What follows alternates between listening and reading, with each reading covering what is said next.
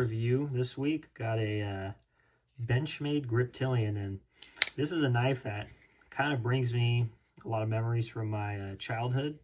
This is one of the first knives that one of my buddies had. This isn't my knife. This is my buddy's knife. I got to preface that. But he had a Griptilian. It wasn't this one. It was actually a different one. But he was kind of the first one to get like kind of a more expensive knife.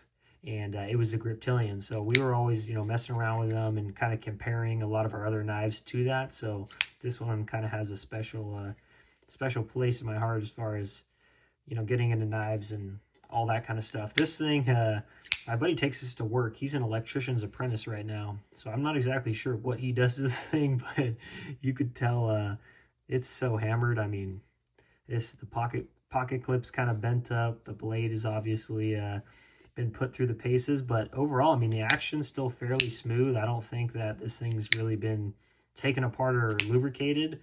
The blade is completely dull, but that's not the knife's fault. Yeah, we'll kind of just talk about this thing and see what the deal is. So yeah, this is $130 for the base model of this, which I think that's pretty fair. It's a D2 steel, which that's kind of whatever. I personally like S30, S35BN or something like that, or I don't know, something different than D2 in my experience, which is kind of minimal.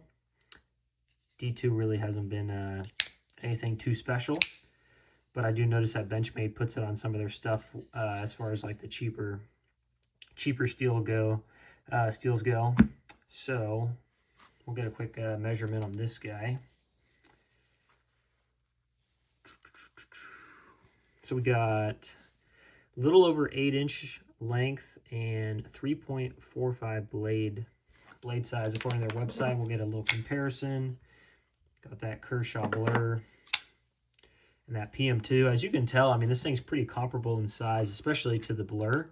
I think that's kind of just that happy place, and I kind of feel that way about this knife. Honestly, in general, it's kind of like the Goldilocks size. It's fits nice in your hand. The blade size relative to the handle size, the thickness, everything about it just kind of lends itself to being versatile and good for everything. Drop point blade, just that black coating. My buddy likes to engrave all his knives when he gets them, so that's what that little stamp is. But yeah, it says the handle material, I don't even know how I'm going to say this right, but it's like Guyvery, I think is what they're calling it.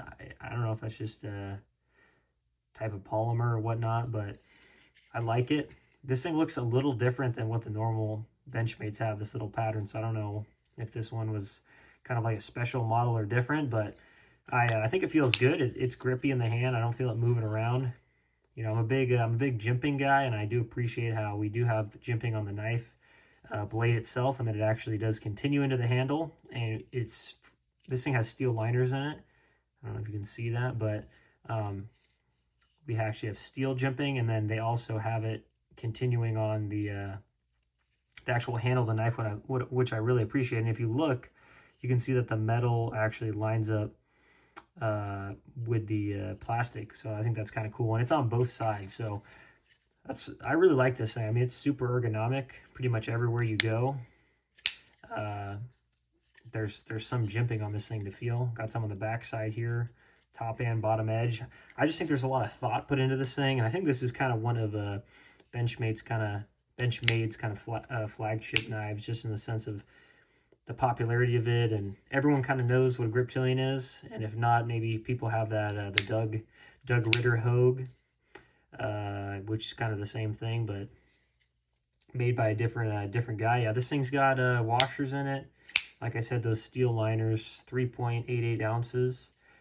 I really like this thing. I've actually been thinking about picking one up, and I've just been kind of trying to decide whether I want to get the Ritter Hogue, if I want to get this. And then I also noticed that Hogue has they call it the K320, and it does look a little bit different than this, but I was paying some closer attention to it, and I noticed that it's actually very similar in design to the Griptilian. And I'm thinking that it's probably just like a kind of like slight alteration or variant of a knife they already had existing, just so they could make something special for SIG. So Anyway, yeah, 130 bucks. This thing's, you know, people love these things. They sell a bunch of them. I think if you're thinking about getting one, this is a great option, and it's not going to let you down. As you can tell, this thing hasn't let my buddy down yet, and it's been put through the ringer. So yeah, like, comment, subscribe, and appreciate you guys' support. And I'll see you on the next one.